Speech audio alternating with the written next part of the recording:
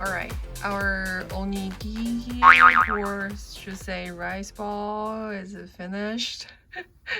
Alright, let's set up the table.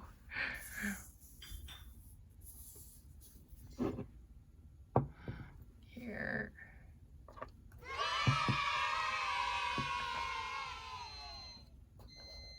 Little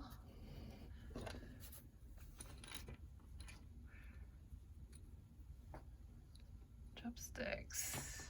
Good. Oh, looks so yummy.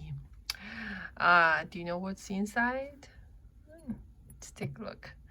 Here we got the salad, cheese, and the ham, and then on the top is the crab meat, and the carrots, ketchup, and then eggs, and more salad on the side.